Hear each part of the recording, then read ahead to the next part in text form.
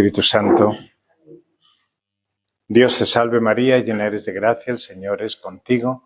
Bendita tú eres entre todas las mujeres y bendito es el fruto de tu vientre, Jesús. Santa María, Madre de Dios, ruega por nosotros los pecadores, ahora y en la hora de nuestra muerte.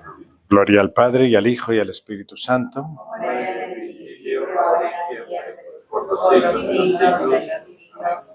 Sagrado Corazón de Jesús, En vos confío, Inmaculado Corazón de María, sé la salvación mía. Glorioso Patriarca San José, Ruega por nosotros. en nombre del Padre, y del Hijo, y del Espíritu Santo. Bien.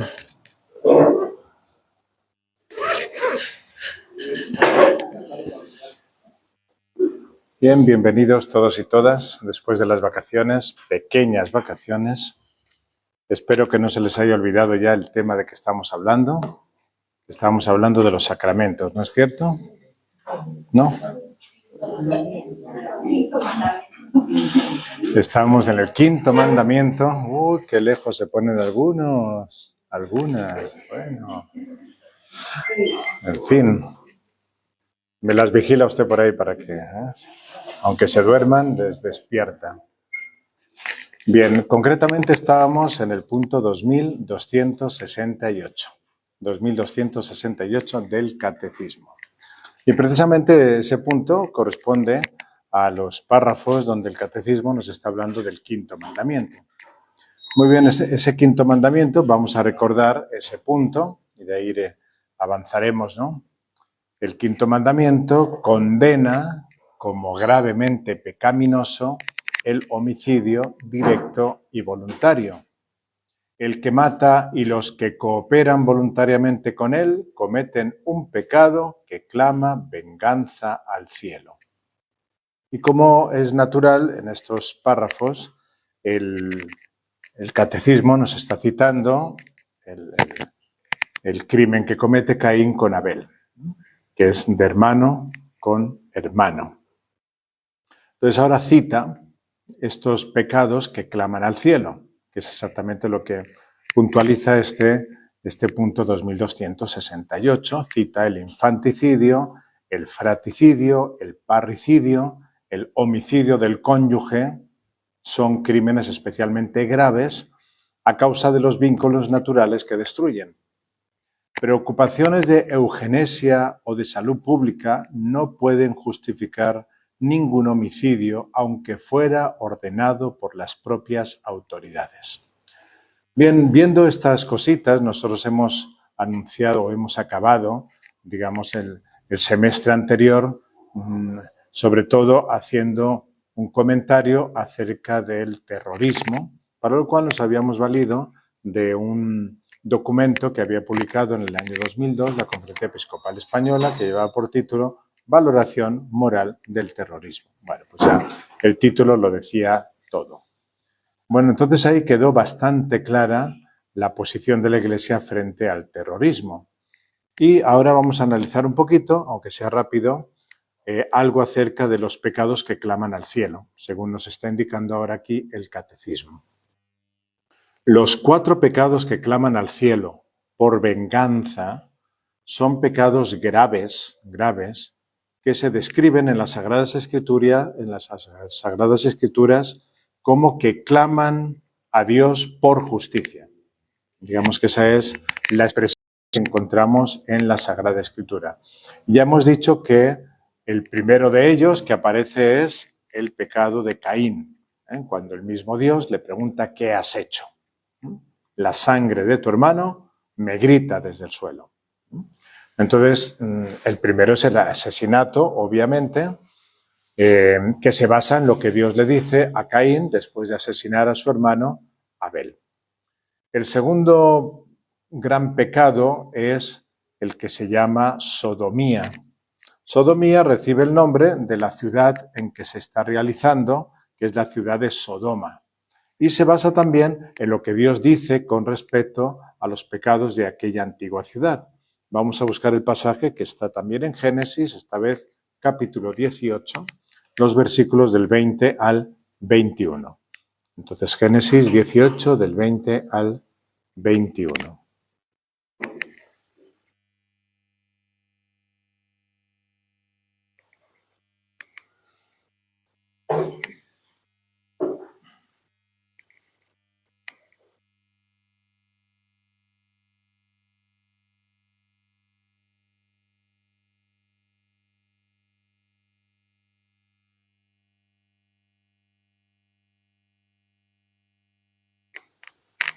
Y prosiguió Yahvé: el clamor de Sodoma y Gomorra ha crecido mucho, y su pecado se ha agravado en extremo. Voy a bajar a ver si sus obras han llegado a ser como el clamor que ha venido hasta mí, y si no, lo sabré. Vean que la manera, ¿verdad?, característica es en tono a un clamor, ¿no? Antes ha sido la sangre, ¿no? La sangre de Abel está clamando, ahora es el clamor contra Sodoma y Gomorra, es muy grande. Voy a bajar a ver lo que hay, ¿no? A ver si lo que han hecho es tan grave, y si realmente sí lo era. Luego también veremos que nuestro Señor está muy atento, ¿no? Escuchará el clamor del pueblo de Israel, ¿no? Cuando hay que sacarlo de Egipto, ¿no? Bueno, como una de las ciudades se llama Sodoma, de ahí el pecado de sodomía. Llamarlo Gomorría, pues no sería tan adecuado, ¿verdad? No es tan sonoro, ¿no? Bueno, nos quedamos entonces con la ciudad de Sodoma, sodomía, y la sodomía, también tenemos que ser claros, es un término que históricamente se utiliza para referirnos a las relaciones sexuales antinatura, anales y orales, especialmente entre varones. Entonces, a menudo se suele asociar con la homosexualidad. Originalmente el término pues, se deriva de la ciudad esta bíblica que aparece aquí, Sodoma, que era bastante importante, cuya destrucción pues, se atribuye a la pecaminosidad de sus habitantes. En muchos contextos, la sodomía ha sido considerada como un delito contra la naturaleza y ha sido objeto de persecución y de condena legal y moral. Pero este pecado de la sodomía no lo encontramos solamente en el pasaje de Génesis al cual nos hemos referido. Aparece también en otros momentos en la Sagrada Escritura describiendo tal pecado al estilo de Sodoma, o sea que ya queda ahí como pauta del pecado que se comete. Por ejemplo, nos lo explica Ezequiel 16, del 49 al 50. Ezequiel 16, del 49 al 50. Fíjense que estamos ya bastante avanzados en los libros de la Sagrada Escritura. Pero lo de Sodoma queda como punto de referencia. Vamos a ver cómo nos lo explica entonces la Sagrada Escritura, en qué consiste el pecado de Sodoma. Para que vean ustedes que no andamos por ahí como inventando o con interpretaciones fáciles. Ezequiel 16, del 49 al 50.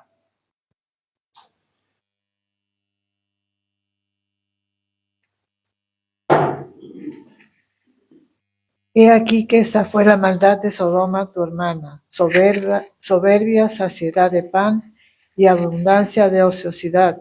Tuvieron ella y sus hijas, y no fortaleció la mano del afligido y del menesteroso.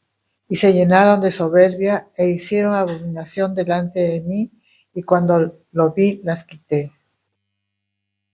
Bien, entonces lo que nos está diciendo ese texto de Ezequiel, ¿verdad?, es que el pecado de Sodoma, según ese texto, es la arrogancia, es la abundancia de comida y la falta de ayuda a los necesitados o a los que necesitaban ayuda. Entonces la Sagrada Escritura nos está describiendo a Sodoma como una ciudad que, a pesar de tener abundancia, no se preocupaba por los demás y cometía actos que eran abominables a los ojos de Dios. Este pecado finalmente lleva a la destrucción de Sodoma y Gomorra. Bien, el pecado que tenemos, el primero hemos dicho es asesinato, el segundo es la sodomía. Ahora nos vamos al tercero, que es la opresión de los pobres, especialmente viudas y huérfanos, que eso lo suele subrayar también la Sagrada Escritura. Vamos a encontrar dos lugares, por lo menos, en el Antiguo Testamento que nos hablan de esto. Opresión de los pobres, especialmente viudas y huérfanos. Vamos a buscar en primer lugar Éxodo 22, del 21 al 23. Éxodo 22, del 21 al 23. Es bien directo y bien claro.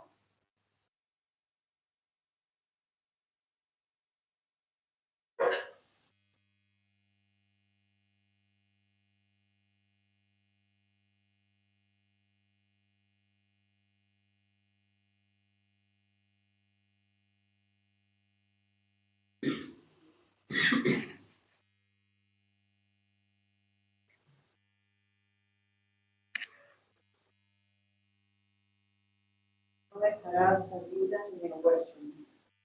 Me dejas, clama a mí, no dejaré de oír su clamor.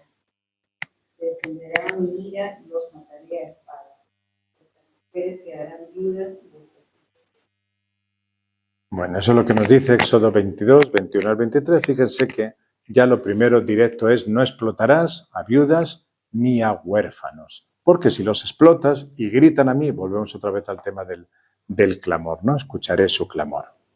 Bueno, entonces este es un dato importante. Y luego tenemos el clásico de Éxodo 2, 24, en el cual nosotros ya hemos hecho referencia anteriormente, ¿verdad? El pueblo de Dios está clamando porque Egipto lo tiene muy esclavizado, ¿no? Lo tiene completamente oprimido. Conocemos un poquito de esa historia, nos vamos a ir a leerlo. Entonces los israelitas gimen en su esclavitud, reclaman, y su clamor de ayuda, de socorro, debido a la esclavitud, llega hasta Dios. Entonces se pone en funcionamiento todo el trabajito de Moisés. Entonces tenemos que la explotación de los pueblos poderosos contra los pueblos débiles clama al cielo. Claman al cielo las diferencias, por ejemplo, entre norte y sur, las diferencias entre países ricos y países pobres. Es un pecado ante el que Dios no va a permanecer con los brazos cruzados. Él va a establecer justicia y Él va a pedir cuentas de ese pecado que muchas veces, por desgracia, somos nosotros cómplices. También tenemos el lamento del extranjero, de la viuda y el huérfano junto a todo esto. O sea, el extranjero que es maltratado, que sufre fuera de su país. Aquí también se puede hablar de el sufrimiento de los niños cuyos padres se separan. Podríamos decir que clama al cielo. ¿Cómo no? Si los que tendrían que auxiliarles no están brindándoles el amor que amerita ese niño, ¿no? Quisiera aprovechar esta ocasión para hablar un poquito sobre el tema de los migrantes, ¿no? Que tiene bastante que ver con lo que nos está haciendo caer en la cuenta esto de el lamento del extranjero, el lamento de la viuda, el lamento del huérfano. En concreto, nos fijamos ahora en esto del lamento del extranjero. Quizá ha sido el Papa Francisco el que más ha enfatizado mucho este tema, por lo menos a lo mejor nos sonarán un poquito sus discursos, ¿no? Que han sido bastante frecuentes al respecto. Hemos visto que ha salido muchas veces de sus labios, no solamente en los mensajes que cada año él ha publicado en la Jornada Mundial del Emigrante, sino en otras muchas intervenciones. Pero hay que decir que en el corazón de los últimos papas este tema ha estado siempre presente. O sea, no vamos a decir que el gran protagonista es el Papa Francisco. Bueno, él lo ha hecho y lo ha hecho muy bien. Pero anteriormente ya había precedentes en este estilo porque es labor de la Iglesia recordar frecuentemente que en eso estamos mal. Podríamos contar desde el Papa Pío XII, no sé cuántas personas, ya sé que usted sí, pero no sé cuántas personas, ¿verdad?, aquí han vivido en tiempos de Pío XII. Aquí, claro, también. Pero luego ya no sé si por ahí estaríamos algunos, ¿no? O sea, antes de que nosotros naciéramos ya se estaba hablando de esto, ¿no? Hasta nuestros días, ¿no? Les voy a compartir un extracto que, aunque sea un poquito larguito, creo que vale la pena porque nos centra muy bien en toda esta temática, ¿no? Se trata de un radiomensaje estamos hablando ahora del Papa Pablo VI para la Jornada del Emigrante. Esto se pronuncia el 24 de noviembre de 1963. Yo no había nacido. Pero aquí está la doctrina de la Iglesia. Les leo porque no tiene desperdicio alguno.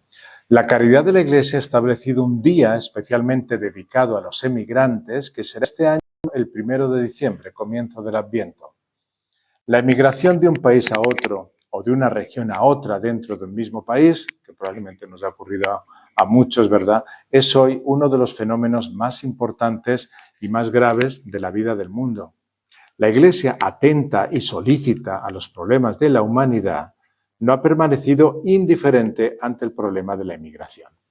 Durante la guerra y después de ella, de una manera especial, en que apareció este fenómeno en la forma más dolorosa y más desordenada, la transmigración de los prófugos, no tardó en interesarse con toda clase de medios a su disposición, como la asistencia caritativa, las intervenciones diplomáticas, las precisiones doctrinales, para temperar los desastres y desórdenes provocados por la migración violencia o privada de dirección y ayuda. Pues miren, por ejemplo, yo puedo recordar ahora la historia de un santo que es Don Gnocchi, un sacerdote de cierta fama en Italia, que él estuvo participando como capellán militar en las guerras mundiales y le tocó una zona muy dura porque era en las zonas de mucha nieve y de mucho hielo, entonces vio muchas cosas. Pero al regreso, él se empezó a dar cuenta de que no solamente le había visto que habían fallecido muchas personas en la guerra, entonces familias que se habían quedado muy cortadas, ¿no?, sino que también muchos niños quedaban huérfanos. Pero él no se cruzó de brazos. Empezó a reunir muchachitos y muchachitos y muchachitos y generó toda una corriente de caridad para ayudar precisamente a estas familias o a estos niños que se habían quedado sin asistencia y no había tampoco facilidad para las escuelas. Entonces, obras como estas, por ejemplo, surgen y eso es a lo que hace referencia el Papa aquí, Pablo VI.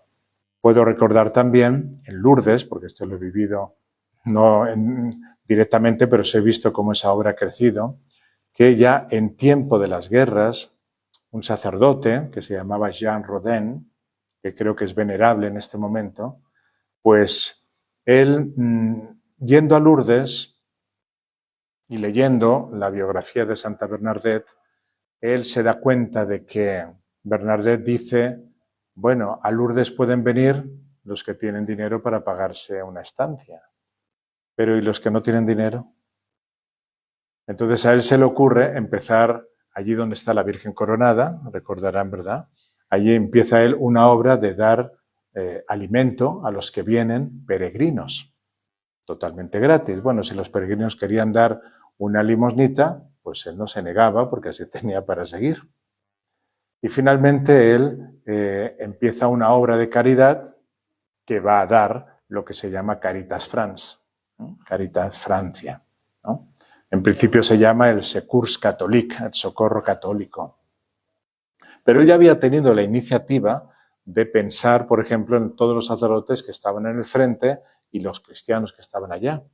Entonces él se le ocurre, pues, hacer una especie de maletas en las cuales cabe un cáliz, un copón, unas formas, un poquito de vino, una estola, una alba.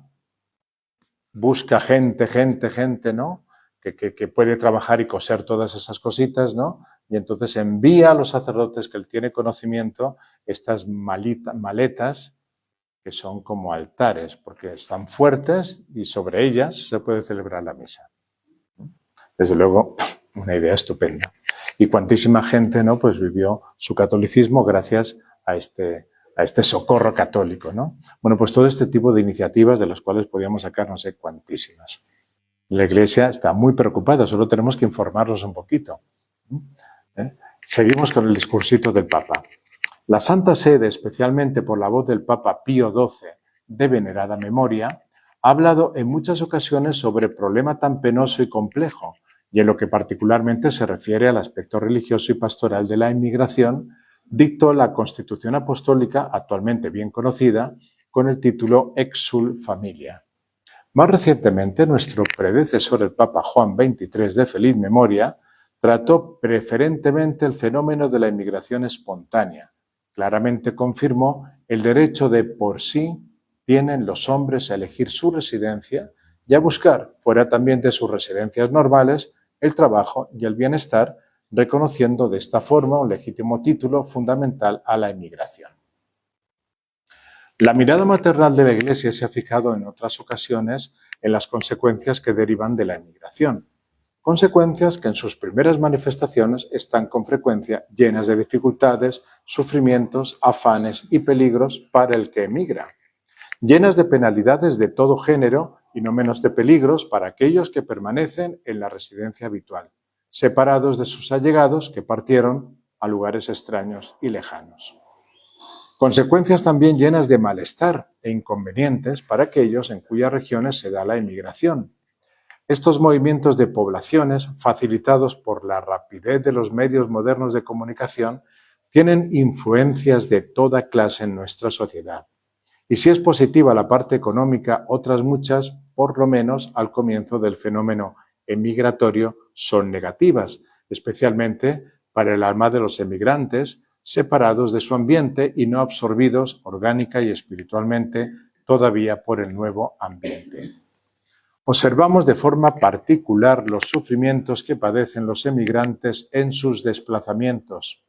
Sufren un trauma espiritual y moral que turba su interior, y al paso que en su espíritu se insinúan aspiraciones de toda clase, de las cuales hay una buena y digna, la de una mejor condición de vida, se produce una fácil confusión de ideas que hace despreciar los principios en que se fundaba la honestidad, la normalidad y la humanidad de su psicología. ¿Cuántos emigrantes pierden así sus costumbres religiosas? ¿Cuántos sienten aversión y rencor hacia la sociedad en la cual aún no tienen un puesto ordenado y satisfactorio? ¿Y cuántos son los que quedan envueltos por la tristeza de las condiciones en que se encuentran y por el brote de pasiones desordenadas con relación a sus mismos afectos familiares? El Papa está escribiendo en Roma, pero parece que está hablando de aquí de Yanacoto o de Tolentino, porque ¿cuántos de ustedes se han visto salir eso? Finalmente, toda esta parte aquí de Tarazona surge por una iniciativa de las hermanas, ¿no? De Cluny, San José de Cluny, ¿verdad? Que viendo que se está poblando todo eso de gente que está viniendo, emigrantes, ¿no? De otras provincias, están sin atención pastoral. Y ahí surge esa capillita y empiezan esas catequesis, ¿no?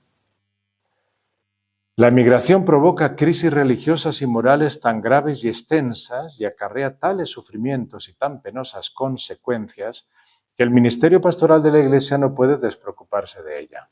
Y cuanto más se acentúa y se recrudece en estos años el fenómeno migratorio, mayor ha de ser la solicitud del clero diocesano, de los religiosos, del laicado católico en intervenir y en demostrar una capacidad oportuna y variada para proporcionar consuelo y asistencia a los emigrantes de acuerdo con la urgencia y proporción actual de las necesidades. Por esta razón, también elevamos nuestra voz implorando un nuevo desarrollo de la acción religiosa y asistencial en favor de los emigrantes.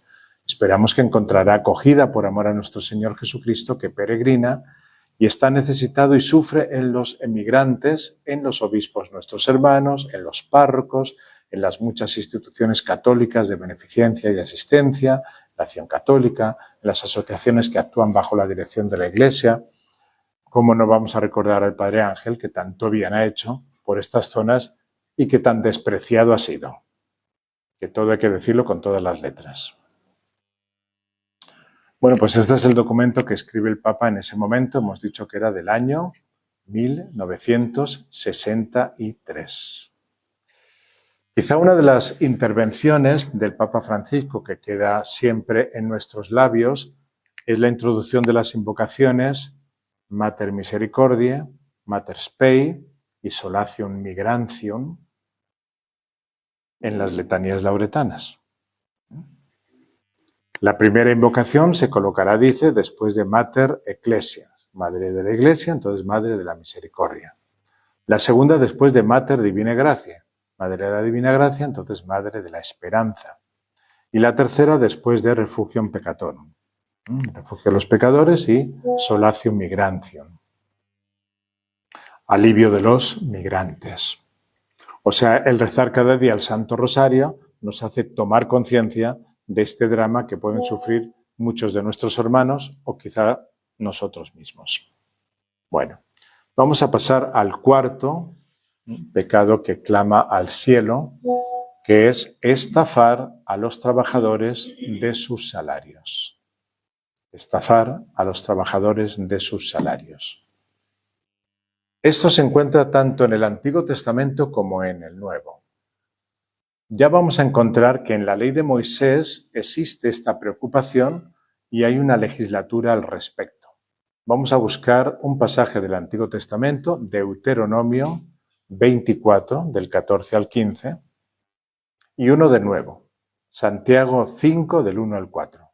Entonces, Deuteronomio 24, 14, 15, se lo leemos el primero, y después Santiago 5, la carta a Santiago, ¿verdad? Capítulo 5, los versículos que van del 1 al 4.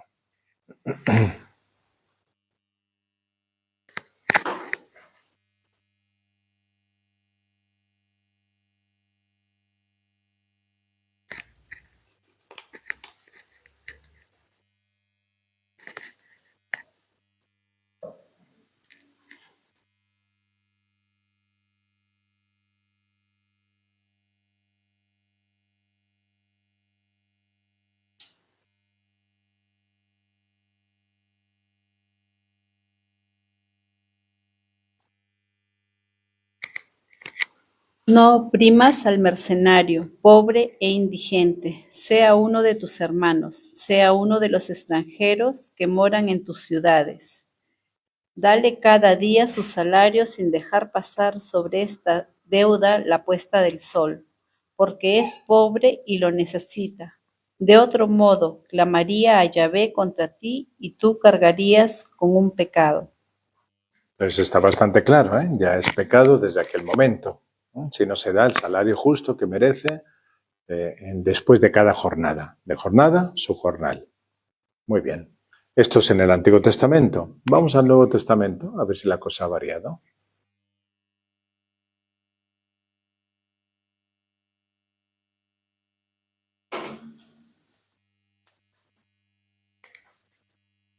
Presten atención ustedes los ricos.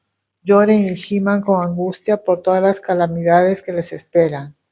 Su riqueza se está pudriendo y su ropa fina son trapos carcomidos por polillas. Su oro y plata se han corroído. Las mismas riquezas con las que contaban les consumirán la carne como lo hace el fuego. El tesoro corroído que han amontonado testificará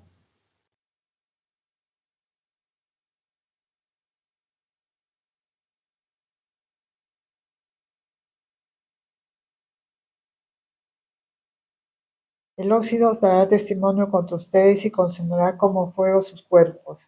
Ha amontonado riquezas, y eso que estamos en los días finales. Oigan cómo clama contra ustedes el salario no pagado a los obreros que trabajaron en sus campos.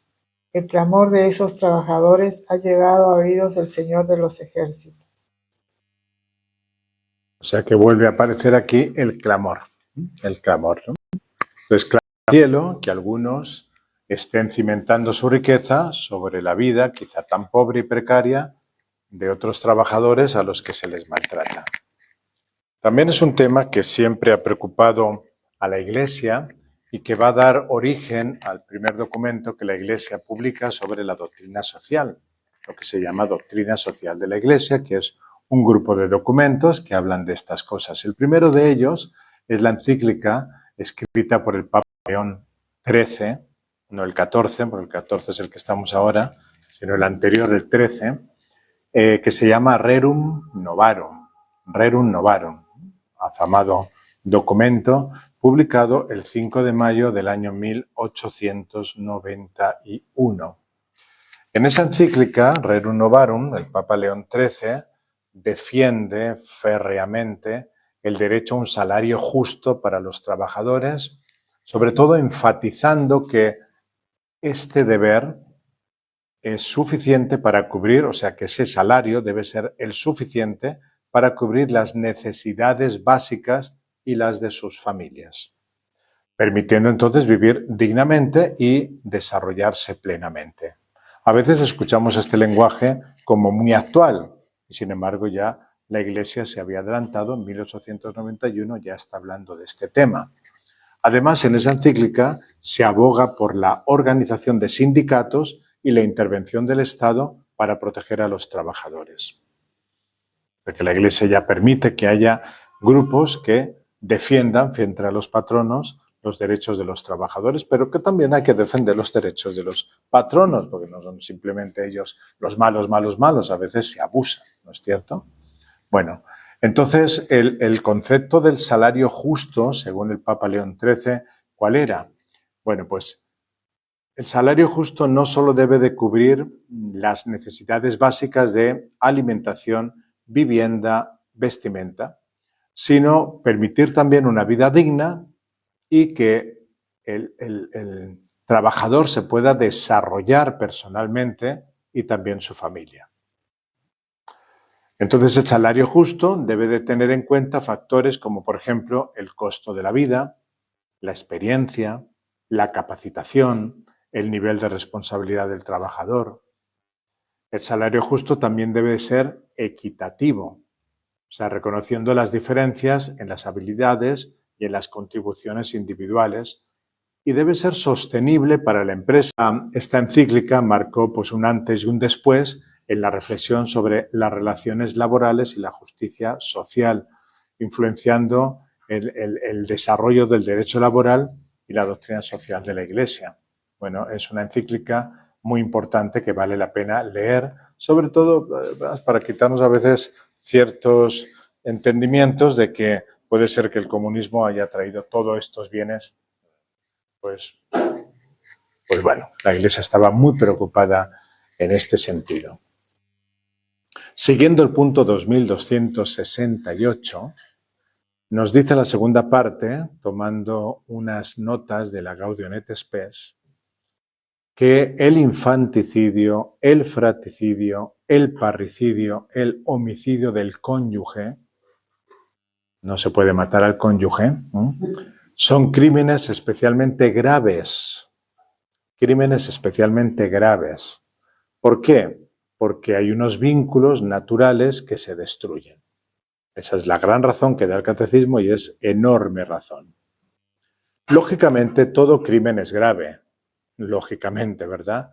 Pero es verdad que existe como una gravedad especial cuando el pecado nos ciega hasta tal punto que somos capaces de atentar contra los propios lazos naturales que se debe tener, por ejemplo, con los hijos, o con los padres, o con los hermanos, o con los cónyuges. Lo primero que se cita aquí es el infanticidio.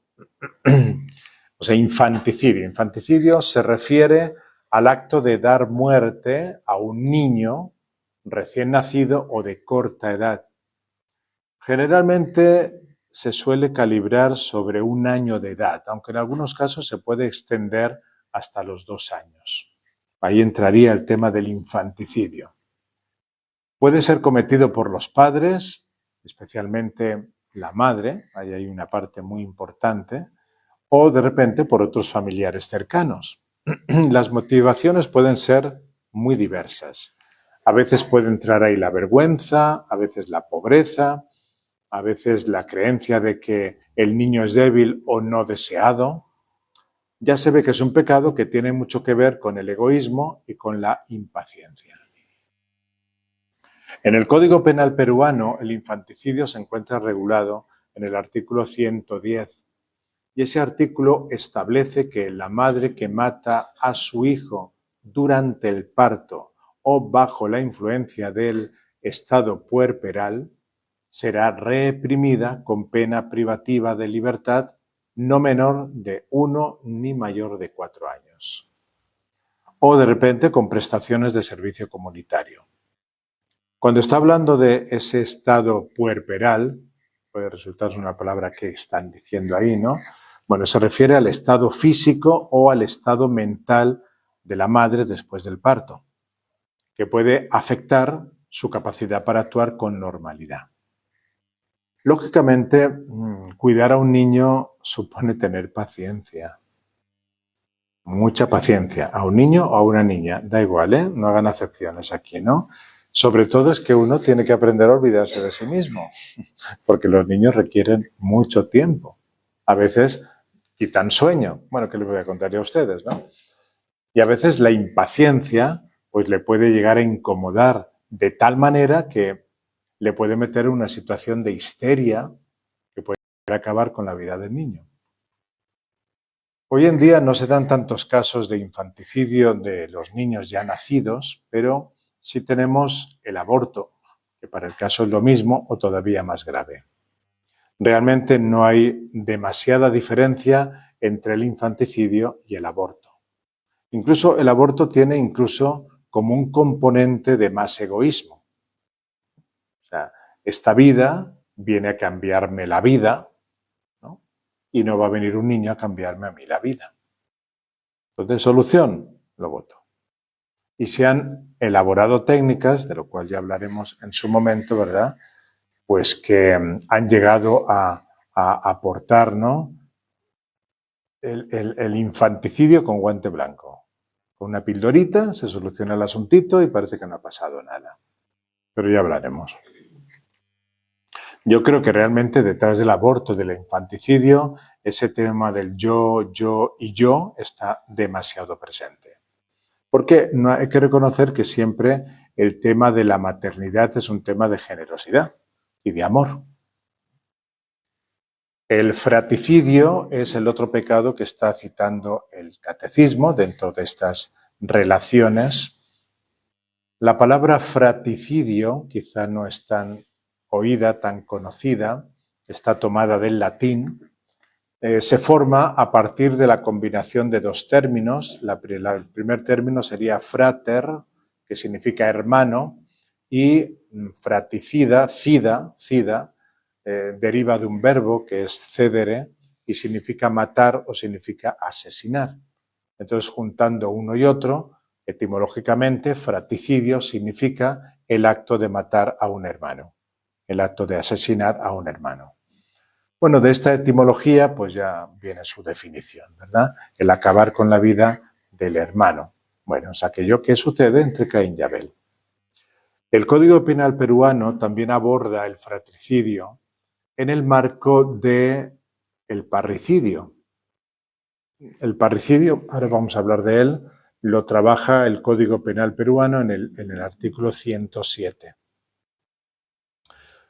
Normalmente el parricidio en el Código Penal peruano se refiere al homicidio de ascendientes, descendientes o cónyuge, entre otros. Si bien ese artículo, hemos dicho el 107, no menciona específicamente al hermano, la jurisprudencia y la doctrina lo han interpretado como incluido dentro de este tema del parricidio, que le llaman parricidio impropio. Bueno, el fratricidio se considera un parricidio impropio, entonces, según el Código Penal peruano, ya que no involucra directamente a los padres o a los hijos, mas sí al hermano. El artículo 107, entonces, del Código Penal establece penas de 15 años como mínimo para el parricidio. Y estas penas pueden aumentar hasta los 25 si existen circunstancias agravantes. De hecho, el acabar con la vida de un hermano casi siempre tiene un componente bastante claro, aunque no es el único, suelen ser los celos y la codicia. La codicia siempre en el campo y en el sentido del egoísmo por el dinero, en el cual tiene un tema muy importante, el tema de las herencias. Son esas dos cuestiones, los celos, ¿verdad? Eso es lo que sucede con Caín y Abel, ¿verdad? Y luego seguramente que si nos ponemos a contar historias, ustedes conocen historias de por causa del dinero que se cometen estas cosas tan crueles y tan horribles. Vamos entonces a hablar del parricidio.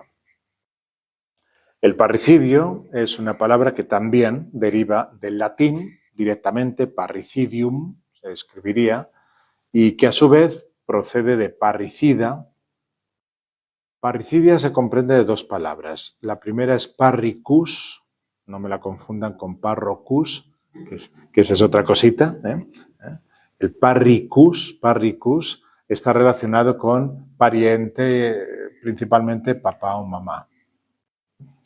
Y luego tenemos la segunda palabrita que es cida, parricida, cida, que significa el que corta o el que mata.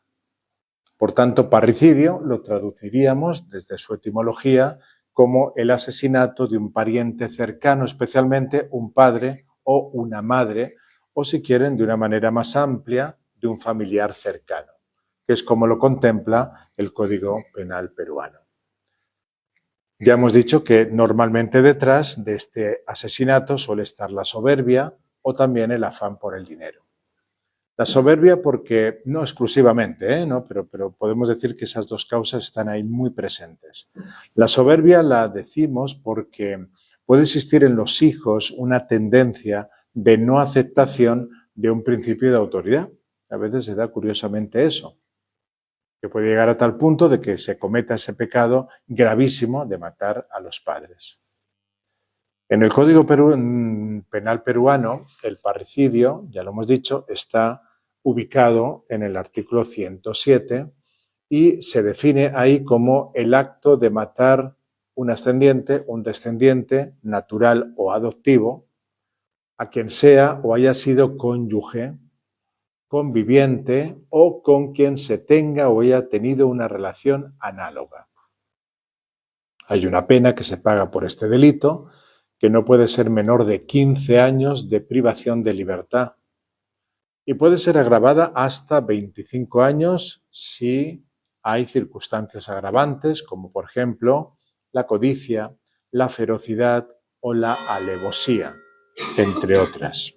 Bueno, ahí está el artículo 107, para quien quiera especializarse puede ahí buscar. Hablemos del homicidio del cónyuge y espero que a ninguno le entre tentaciones.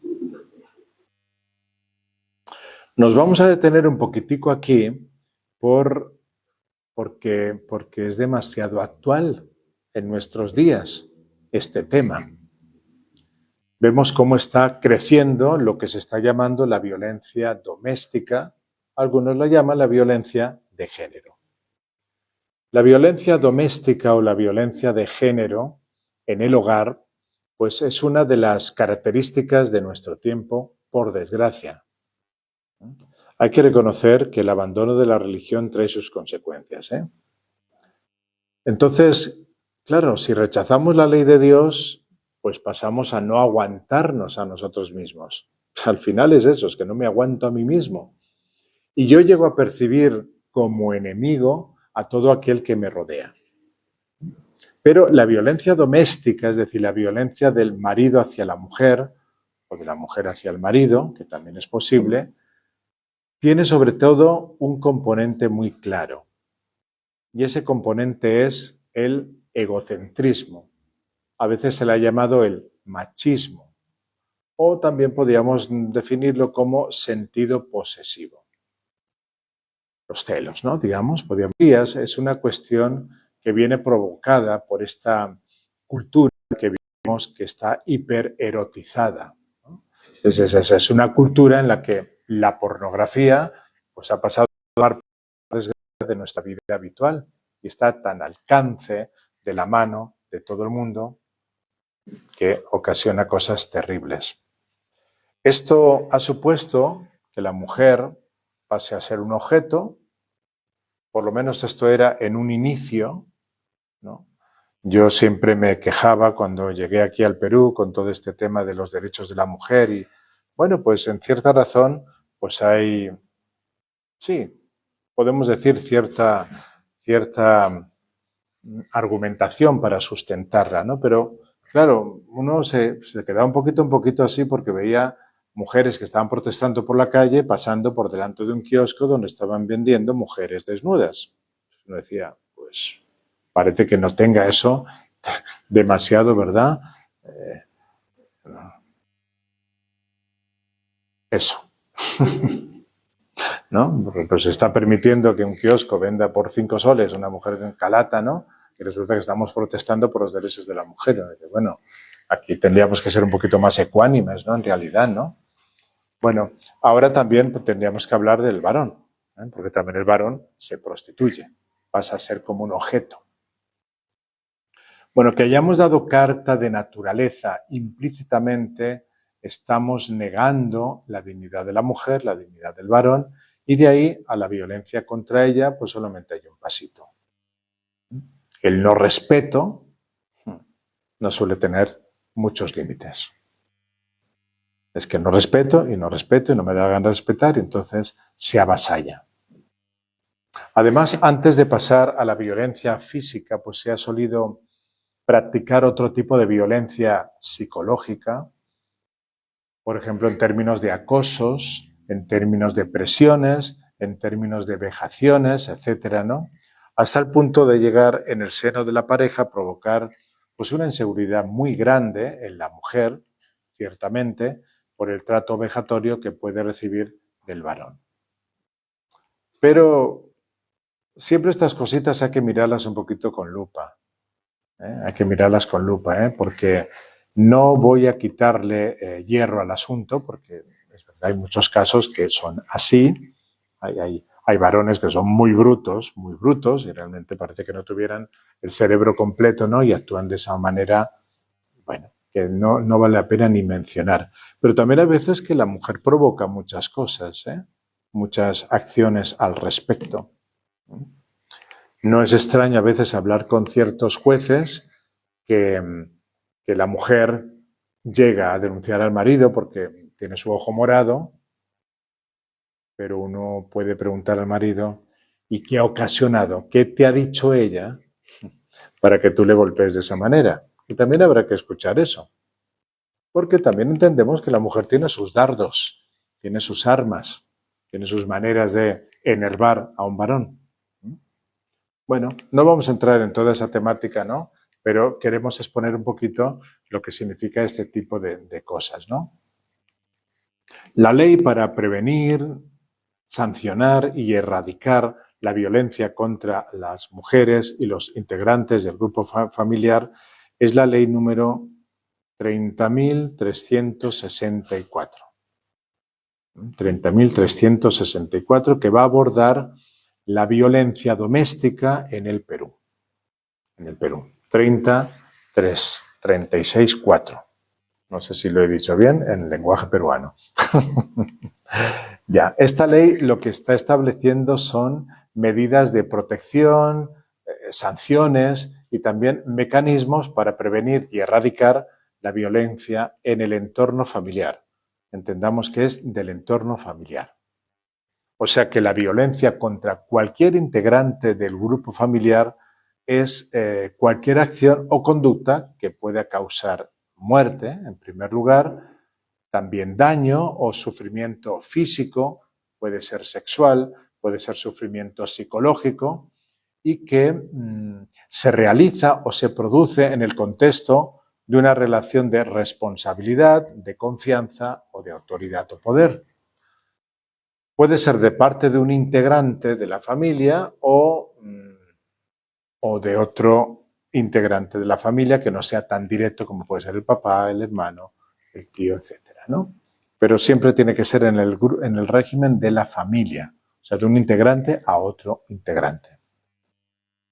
Se tiene especial consideración con las niñas, con los niños, con los adolescentes, con los adultos mayores, pueden ser abuelitos, abuelitas, ¿no? O personas que tal vez tengan discapacidad, que hay que protegerlos más, ¿verdad? Según esta ley, hemos dicho 30.364, la violencia doméstica se puede manifestar hasta de 5 maneras. La primera sería violencia física, la segunda violencia psicológica, la tercera sería violencia sexual, la cuarta sería violencia económica y la quinta sería violencia patrimonial. La primera es física, violencia física, es decir, cuando se producen daños, incluyendo quemaduras, empujones o cualquier otra forma de agresión física. Lo físico, quizá es la más conocida, ¿no? La violencia psicológica es la segunda grado, de vejaciones, de amenazas, de manipulación emocional, de conductas que afectan la autoestima, la estabilidad emocional de la víctima. Bueno, eso sería la parte psicológica. La tercera que hemos señalado es la sexual. La sexual. Por lo menos hay una persona que toma nota. La sexual. La sexual es obligar a la víctima a realizar actos sexuales sin su consentimiento. Pero un abuso o una violación, si quieres, incluso puede ser dentro de la relación de pareja. También está considerada esa cláusula. La cuarta hemos dicho que es la económica, violencia económica. Sería el control o la privación de los recursos económicos de la víctima. Cuidado las esposas con los maridos. Control o privación de los recursos económicos de la víctima, impidiéndole satisfacer necesidades básicas. No vayan a denunciar al marido porque no les dejan comprarse unos aretes. Ahí no entraría el asuntito. Y la quinta es violencia patrimonial. ¿Qué significa eso? Pues significa la destrucción o la apropiación de bienes materiales de la víctima, afectando su autonomía. Bueno, estas 5 cláusulas se contemplan en torno a la violencia doméstica. Y la misma ley, evidentemente, tiene que traer algunas medidas de protección contra las víctimas, entre las cuales suele aparecer casi siempre, ¿no? La primera que suele aparecer es el alejamiento del agresor, ¿no? Debe ser la orden de alejamiento que se conoce, ¿verdad? Famosa, ¿no? Bueno, nosotros tenemos que decir que obviamente es un pecado que clama a Dios, obviamente, ¿no? Además, Dios creó la institución familiar para que en ella reine el amor, como lo hemos estudiado tantas veces, como reflejo del amor trinitario. Entonces, si todo esto se está cortando de esta manera tan violenta, evidentemente es un pecado que clama a Dios. Debería hacer pensar el hecho de que está aumentando de año en año los índices de violencia doméstica. Nos debería hacer pensar eso. A pesar de que se establecen ministerios de igualdad y cosas por el estilo, y una cultura donde se denuncia quizá el machismo y se predica demasiado el empoderamiento de la mujer, pero no parece que esté dando grandes resultados. Y uno dice, si es que parece una contradicción, ¿no? O sea, ¿cómo es posible, no? O sea, ¿de verdad se están buscando soluciones? ¿No será que se está sembrando una serie de valores sobre el matrimonio, sobre la sexualidad, sobre el respeto en la familia? Unos valores que en el fondo son bombas de relojería que acaban provocando lo contrario de lo que reivindicamos. Por ejemplo, cuando hay una permisión tan fuerte sobre el amor en la adolescencia. Pues esas personas maduramente no están para afrontar una relación tal como se espera de un matrimonio que pueda engendrar hijos y formar una familia. No están y, sin embargo, no parece que haya demasiada preocupación, más bien parece que haya todo un estilo de cultura que facilita todo eso. Si se quieren, como si todo fuera eso, ¿no? Bueno, vamos a encontrar un matiz más en este punto del catecismo, ya ven que es un punto bastante denso, que es el siguiente. Preocupaciones de eugenesia o de salud pública no pueden justificar ningún homicidio aunque fuera ordenado por las propias autoridades. Aunque fuera ordenado por las propias autoridades. O sea, aquí de repente aparece otro tema, un tema con una palabrita, quizá que no solemos tener demasiado en nuestros labios, la eugenesia. Eugenesia. Basta buscar la Wikipedia, ¿verdad?, que nos va a decir que la eugenesia es una corriente de pensamiento que está defendiendo la mejora de los rasgos hereditarios humanos a nivel social mediante diversas formas de intervención manipulada y métodos selectivos de humanos. ya cuando uno escucha esta definición, que la estamos encontrando en una enciclopedia, ¿verdad?, que creo que todo el mundo usa, la Wikipedia, uno dice, uy, ahora entendemos por qué el catecismo la está citando acá, eugenesia. Normalmente cualquier investigación sobre el tema nos va a llevar a descubrir que ese término, el término de eugenesia, aparece por primera vez en una obra que escribe un tal Francis Galton, siglo XIX, que era pariente cercano, era primo de Charles Darwin. Quizá Darwin nos suena mucho más, ¿no? Sin embargo, este tipo, Francis Galton, destaca por ser el padre de la eugenesia, por lo menos el primero que utiliza esa terminología.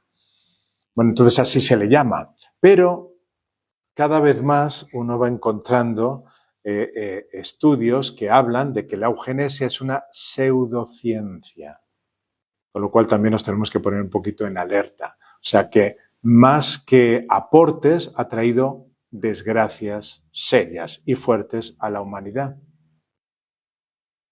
Sí es cierto que hay aportes, ¿no? Muchos de los bebés que pueden nacer con síndrome de Down, actualmente se ha podido mejorar esa enfermedad ya en el seno de la mamá. También es verdad que muchas de esas investigaciones han concluido con la muerte del feto. Sabiendo que ya viene un niño con síndrome de Down, eso es ya un niño es un problema, decíamos, ¿no? Pues un niño con síndrome de Down es el acabose, ¿no? Entonces, fuera. Además que todos esos experimentos científicos en el seno de la familia, en el seno de la mamá, si es que se hacen en el seno de la mamá, porque también se pueden producir fecundaciones in vitro, para experimentar, todo eso también trae que se desechen los fetos que no son viables. Por tanto, asesinatos. Quizá este tema de la eugenesia como pecado se ve como muy clarito en lo que ocurrió en la Alemania nazi. Una cantidad significativa de políticas persecutorias nazis surgieron de las teorías de higiene racial o eugenesia. O sea, la eugenesia se dice en bonito, higiene racial. Se dice en bonito, pero es igual de cruel. Resulta que estas teorías predominaron entre la comunidad científica internacional en las primeras décadas del siglo XX, a merced de las investigaciones de Sir Francis Galton, que es este naturalista inglés, como hemos dicho, pariente de Darwin, que acuña este término eugenesia. Eu significa en griego bueno o bien. Por ejemplo, tenemos un nombre que se llama Eugenio. Eugenio, ¿qué significa? El que es bien nacido. De ahí eugenesia, ¿no? Eugenesia es el bien nacido o de buen linaje. Esto empieza a aparecer en el año 1883. Bueno, a estas cosas siempre acuden los economistas, porque enseguida le pueden sacar provecho al asunto. Y el economista alemán Alfred Floyd empleó por primera vez en su contraparte en alemán, que tiene un nombre muy raro y no se lo voy a pronunciar porque se me estropean los labios, pero la traducción es higiene racial. Higiene racial. El alemán es muy complicado, ¿verdad? Con mucho respeto a los alemanes, pero para nosotros nos cuesta mucho. Y esto ya empieza a aparecer en el año 1895. Estamos a 12 años después de la aparición de los estudios de Sir Galton. Un elemento central del sistema de creencias de este movimiento era el principio de que la herencia humana era fija e inmutable. La herencia humana era fija e inmutable. Entonces, este grupo de personas que estudiaban esto, que se van a llamar eugenetistas, los males de la sociedad moderna dicen, por ejemplo, criminalidad, enfermedades mentales, el alcoholismo, incluso la pobreza, todo este tipo de taras, se le podía llamar así, según ellos, ¿no? Se derivan de factores hereditarios. Lo heredó del papá, del abuelo, y a veces se habla así, como mi abuelo tomaba, yo tomo, mi padre tomaba, tu hijo tienes que tomar también, ¿no? O sea, como factores hereditarios. Entonces, los que seguían esta teoría eugenésica no creían que estos problemas fueran resultado de factores, hablado antes de los emigrantes, con su soledad, etcétera, etcétera, etcétera, ¿no? No pensaban que la raíz del problema estaba ahí. Más bien decían que la raíz del problema estaba en la herencia, como quien dice, en el ADN. Y esto se habla, a veces se habla mucho. Entonces, había tres objetivos principales. El primero es que trataban de descubrir, mediante esos avances científicos, los rasgos hereditarios que contribuían a los males de la sociedad. Hay males de la sociedad, a ver en los genes dónde los encontramos. Ese es el primer propósito. El segundo propósito es aspirar a encontrar soluciones biológicas en estos problemas. Por tanto, vamos a ver si trastocamos el ADN. Y tercero, los eugenetistas buscaban hacer campaña en favor de medidas de salud pública para combatirlos. Lo cual significa que hay que erradicar. Tenemos una anecdotilla interesante que pertenece al hermano del Papa Benedicto XVI. Ya pueden imaginar que el apellido era Ratzinger. Entonces él cuenta anécdotas muy interesantes de su infancia. Claro, ellos se crían en Alemania, ¿no? Estamos un poquito en el centro del problema, ¿no? Y explicaba que ellos tenían un primo que era deficiente. Hay que reconocer que ellos eran un poquito superdotados, ¿no? Ambos hermanos, ¿no? Y en los tiempos de la Alemania nazi salió una ley eugenésica donde tenían que tener un ingreso forzoso en centros psiquiátricos y al cabo de 2 meses resulta que recibían una cartita que les comunicaban: su primo ha fallecido, su pariente ha fallecido, su hijo ha fallecido. ¿En 2 meses? Entonces la Alemania nazi es la que introduce esa eugenesia por primera vez de una manera, digamos, legal y pública. Más tarde se añade Holanda. Ha sido el segundo país en legalizar la eutanasia. Podríamos decir, después de la Alemania nazi, porque se practicaba la eutanasia, ¿no? Esto sucede ya en abril del año 2002. Estamos cercanos a nosotros, pero ya un poquito lejos. O sea, 2025, entonces estamos a unos 23 añitos. Ahí se habla de una ley de interrupción de la vida a petición propia y auxilio al suicidio. Así se llama la ley. Le sigue los pasos Bélgica, también en el 2002. Desde luego yo creo que no debería ser algo por lo cual estos países se sienten orgullosos. La Iglesia Católica reaccionó en ese momento, por supuesto, como ha reaccionado siempre. Entre otras cosas, publicó: la ley se pone contra los principios de ética médica europea y contra la Declaración de Ginebra de 1948. Pone graves problemas de ética profesional a los médicos que deberán aplicarla. Porque, bueno, puede ser que el Estado ponga esa ley, pero ahora me van a obligar a mí como médico a aplicar.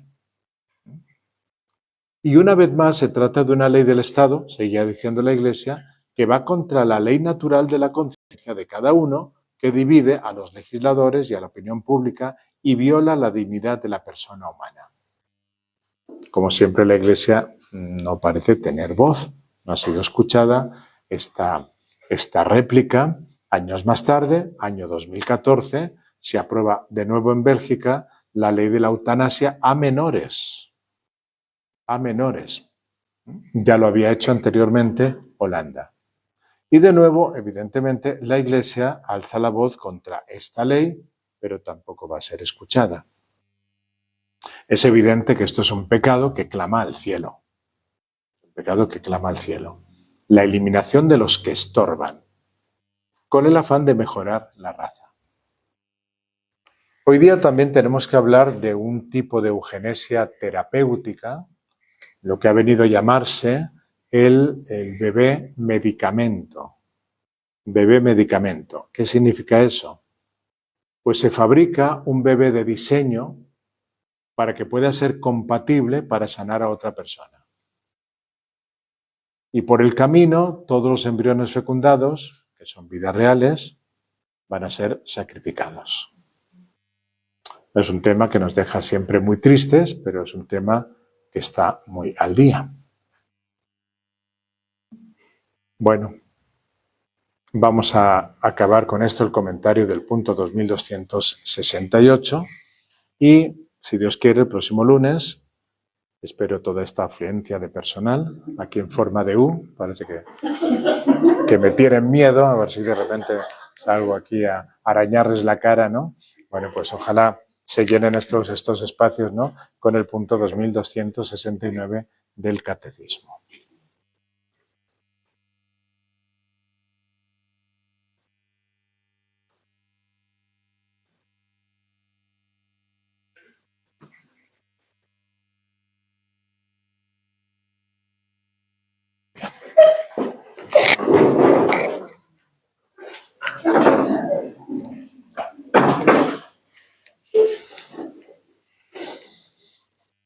Gloria al Padre, y al Hijo, y al Espíritu Santo. Como era en el principio, ahora y siempre, por los siglos de los siglos. Amén. Glorioso Patriarca San José, Ruega por nosotros. santos ángeles de la guarda,